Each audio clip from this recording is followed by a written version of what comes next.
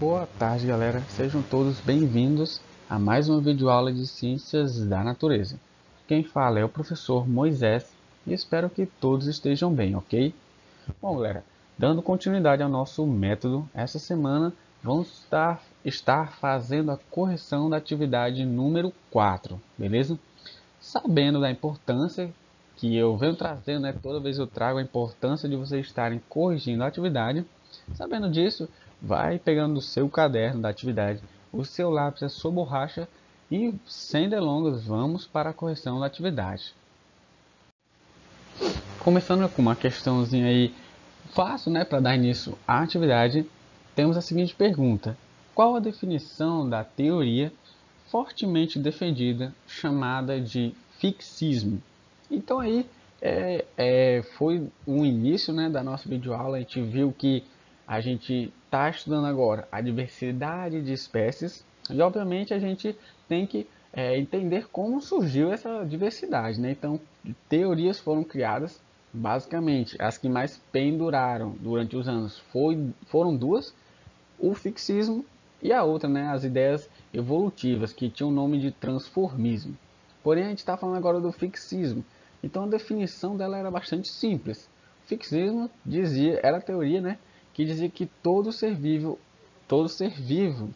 era imutável, ou seja, a partir da sua criação até a sua morte, ele nunca iria mudar, seja de aparência, seja de organismo. Então ele não ia de nenhuma forma evoluir, ou seja, ele já era criado daquele jeito. Ele podia crescer, obviamente, podia, né, ter o seu tamanho alterado, beleza? Mas em questões de células, de organismo, a evolução, ele não sofreria por isso, beleza?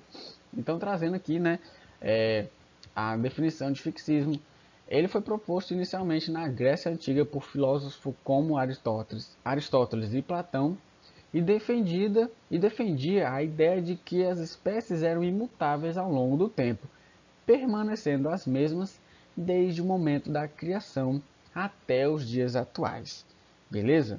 Então, uma questãozinha fácil, mesmo foi aí trazida, rebatida bastante na nossa videoaula anterior, né? A videoaula, né? Que a gente tem que diferenciar aula e correção. Beleza? Então, corrigido, galera. Então, sem demora, vamos para a próxima. Então, galera, como questão número 2, temos a seguinte pergunta: qual a teoria concorrente com o fixismo e o que ela propunha? Então, galera, acabei respondendo essa questão na questão anterior, né? Que eu falei sobre o transformismo, né? Acabei citando. E sim, o transformismo era a teoria concorrente ao fixismo, beleza?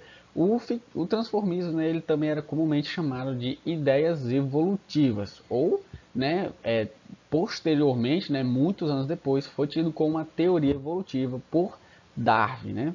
Mas isso é assunto para o futuro, beleza? Então, o que essa teoria, o transformismo, dizia? Primeiramente, ela combatia o fixismo, pois chegava logo dizendo que os seres não são fixos, eles são mutáveis, eles sofrem transformações. Tais transformações eram decorrentes de consequências do meio em que se encontrava aquele ser vivo. Isso quer dizer que se o meio se transformasse, obrigatoriamente o ser vivo iria se transformar por conta daquela palavrinha chamada adaptação. Tais transformações, né, seguindo com a definição dessa teoria, tais transformações eram transmitidas aos seus descendentes. Então, essa definição, isto é o que a teoria transformismo propunha, que os seres são mutáveis, que eles têm transformações devido ao meio em que se encontram e que tais transformações que eles adquirem ao longo dos anos são transmitidas, né, aos seus descendentes. Então, finalizando, como vai ficar a nossa resposta, temos que a teoria concorrente ao fixismo era o transformismo, ou comumente dita como as ideias evolutivas, que dizia que os seres vivos não eram fixos, mas se modificavam ao longo do tempo. Tais modificações eram provocadas por transformações no ambiente, E havendo transformações nos seres vivos, estes transmitiriam estas transformações para os seus descendentes. Beleza, galera? Sei que a questão ficou aí um pouco grande, porém, essa questão ela precisava de todas essas respostas, beleza? Essa é a resposta completa da questão número 2. Ok? Corrigido, galera. Então vamos para a próxima. Continuando na questão número 3, mesmo que o transformismo estivesse certo, o fixismo foi defendido por muitos séculos. Qual a explicação para que, mesmo questionado, o fixismo perdurasse por tanto tempo? Ou seja, por que o fixismo, mesmo se encontrando tantas falhas nesta teoria, por que ele continuou sendo aceito por tantos séculos? Para responder essa pergunta, você precisaria de, no mínimo, né? Ou seja, o necessário para responder ela seria dois motivos. Primeiro, a questão dos grandes nomes, ou seja, pessoas, né, que tinham renomes muito fortes naquela época defendiam o fixismo. Como a gente viu naquela questão, dois nomes que já são bastante de peso, como eu falei na aula, que foi Aristóteles e Platão.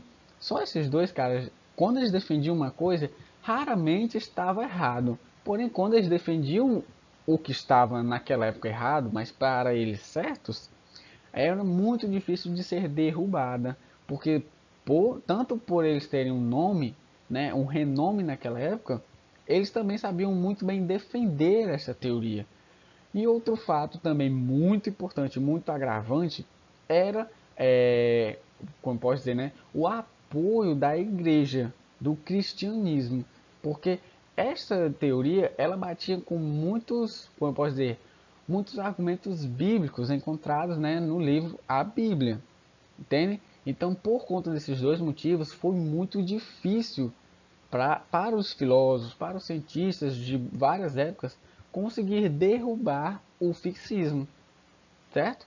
Isso é bastante normal, né? A gente vê que na história realmente muitas teorias em diversas áreas do campo do conhecimento, elas foram difíceis de ser derrubadas justamente por um desses fatores, que era o apoio, né, da igreja, o apoio da fé. Beleza? Então, quando você tem esse apoio, realmente é muito difícil de se derrubar uma teoria naquela época, porque a igreja tinha muito poder, certo? Poder em todos os sentidos, ok? Então, trazendo a nossa resposta de como vai ficar, o fato da teoria do fixismo não ter sido derrubada até então, estaria relacionado aos fortes nomes da época estarem a defendendo e, em maior poder, a igreja, pois foi aceita por cristianistas e religiosos da época. Beleza? Então, de novo, né? Foi por conta dos renomes, a galera de peso, né, os filósofos, e também outro poder muito agravante, o apoio da igreja, né, do cristianismo e dos religiosos, né, a igreja católica. Beleza, galera? Então são esses dois motivos para que você consiga justificar o motivo do fixismo ter perdurado por tanto tempo. Beleza, galera? Corrigido? Então vamos para a próxima. E como questão número 4, temos a seguinte pergunta. No final das contas, quem foi Lamarck? Qual a sua importância para a sociedade até os dias atuais? Então a questão aí, eu trouxe essa questão basicamente para vocês terem anotado o quão importante foi esse cara para a sociedade até os dias atuais, beleza? É uma questão objetiva, que você poderia só fazer um resumo do que foi falado tanto na minha fala na videoaula, como nos textos que eu trouxe no slide, beleza? Então, trazendo aqui a resposta, a gente entendeu na videoaula que Lamarck foi o primeiro a propor, beleza? Eu sei que aí está aparecendo por, né? Mas é propor, beleza? Lamarck foi o primeiro a propor uma teoria sintética da evolução, que posteriormente, né, foi conhecida como as ideias de Lamarck. Deve-se entender que mesmo estando enganado, né, a gente entendeu, né, que as ideias de Lamarck, quando ele criou as leis, e quando na segunda lei ele falou, né, a lei caractere adquirido. Ou seja, que as transformações, aquelas adaptações que ganhávamos eram repassadas para as nossas descendências, a gente entende que ali ele se equivocou, ele realmente estava enganado. Mas mesmo estando enganado, Lamarck foi um dos maiores opositores ao fixismo.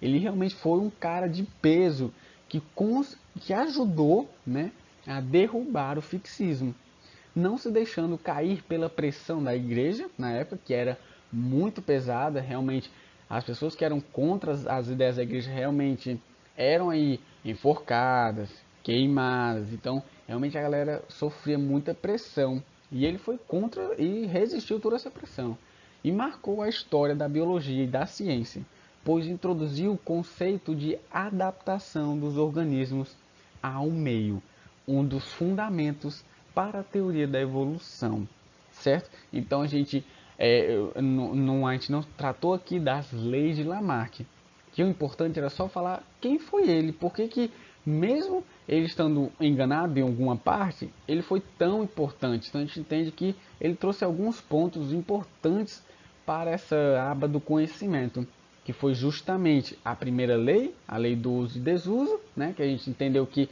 fazia ali um pouco de sentido, mas a segunda nem tanto, né? E segundo ponto, ele, né, mesmo com a pressão da sociedade, né, dos grandes nomes da filosofia e da pressão da igreja, ele continuou defendendo o transformismo e as suas ideias. E foi aquele cara que trouxe à mente a palavra adaptação, que realmente os seres vivos, eles se adaptam ao meio e não o contrário, beleza?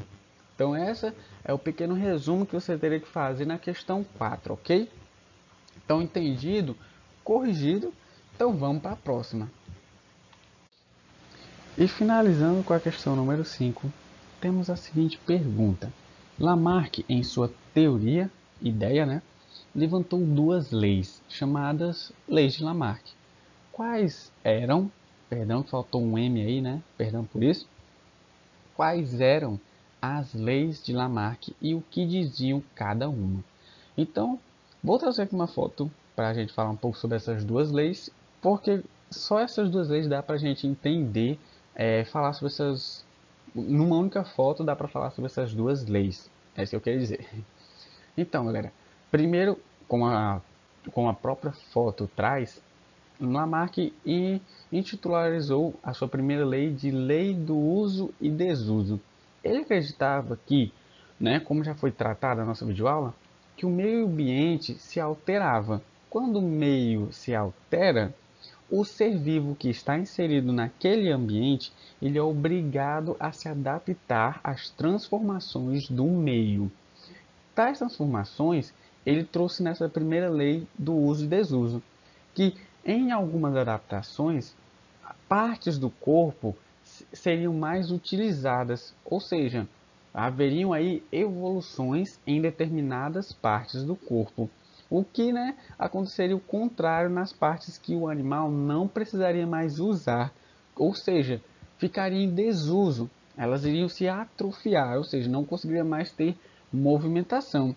E ao longo das gerações, essas partes do corpo iriam sumir. Beleza? Então, um exemplo, né, da lei do uso e desuso é o exemplo mais comumente usado para explicar essa lei, que é o exemplo das girafas. Lamarck diz que anteriormente as girafas eram parecidas aí como os cavalos, um pescoço ali tamanho médio, digamos assim. Porém, no decorrer da transformação do meio onde as girafas estavam inseridas, os alimentos ficaram um pouco mais altos, o que, como consequência, obrigou as girafas a terem que esforçar, né, botar mais esforço no próprio pescoço para que conseguissem alcançar o alimento em cima. E aí, cada ser vivo foi aumentando o tamanho do seu pescoço e foi transmitindo essa característica para os seus descendentes, o que traz na mente a segunda lei de Lamarck, a lei do caractere, a lei de transmissão do caractere adquirido, que dizia o quê? Que as adaptações, as transformações do ser vivo que ele adquiriu em vida era passado, né, para os seus descendentes. Então quer dizer que as girafas, como no começo elas foram se adaptando, né, o pescoço foi crescendo, essa característica foi repassada para outra geração. A outra geração, isso colocou mais esforço ainda naquele pescoço para alcançar alimentos mais altos. E aí foi aumentando o pescoço. E essas características, né, esses caracteres, né, nas palavras de Lamarck, eram transmitidos para gerações posteriormente. Beleza? Então a nossa resposta vai ficar basicamente assim. Segundo Lamarck, portanto, o princípio evolutivo estava aí, a foto ficou um pouco no meio, né? Mas a gente entende que as leis de Lamarck, portanto, o princípio evolutivo se tratava de duas leis fundamentais, beleza?